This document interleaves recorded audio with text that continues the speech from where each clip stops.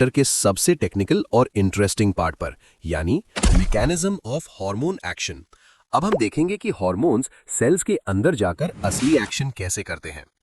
19.4 mechanism of hormone action. तो class, अब सवाल यह है कि एक हार्मोन को कैसे पता चलता है कि उसे किस सेल पर काम करना है। हार्मोन्स अपने इफेक्ट्स दिखाने के लिए खास प्रोटीन से जुड़ते हैं, जिन्हें हम हार्मोन रिसेप्टर्स कहते हैं। ये रिसेप्टर्स सिर्फ उन्हीं सेल्स यानी टारगेट टिश्यूज में होते हैं जहां हार्मोन को काम करना है। रिसेप्टर्स दो तरह के हो सकते हैं। मेम्ब्रेन बाउंड रिसेप्टर्स, जो सेल की बाहरी दीवार या सेल मेम्ब्रेन पर बैठे होते हैं। इंट्रासेल्युलर रिसेप्टर्स, जो सेल के अंदर होते हैं, ज्यादातर न्यूक्लियस के अंदर, इसलिए इन्हें न्यूक्लियर रिसेप्टर्स भी कहते हैं। जब हार्मोन अपने रिसेप्टर से मिलता है तो बनता है एक हार्मोन रिसेप्टर कॉम्प्लेक्स। याद रखिए, हर रिसेप्टर एक स्पेसिफिक हार्मोन के लिए होता है, बिल्कुल एक ताला और चाबी यानी लॉक एंड की तरह।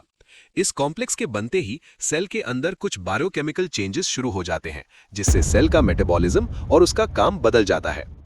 Chemical nature of hormones.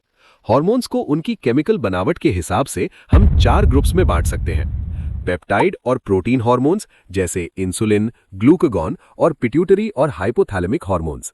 Steroids जैसे कॉर्टिसोल, टेस्टोस्टेरॉन और प्रोजेस्टेरॉन। आयोडोथायरोनिन्स, हमारे thyroid hormones. Amino acid derivatives जैसे एपिनेफ्रिन यानी एड्रेनालिन।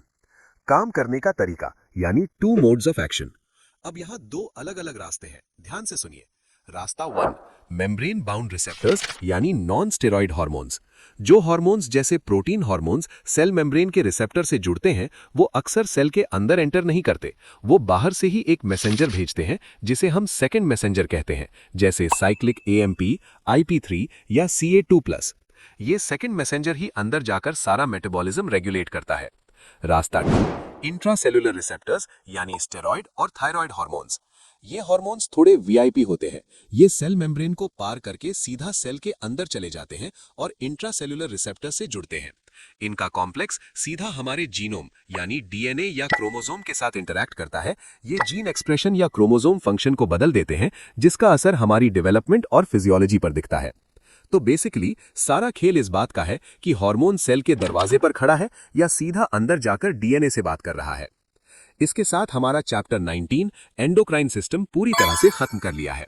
अगर आप चाहते हैं जल्दी जल्दी और भी चैप्टर्स को मैं ऐसे ही इंग्लिश में आपको एक्सप्लेन करूं, तो please like, share and subscribe.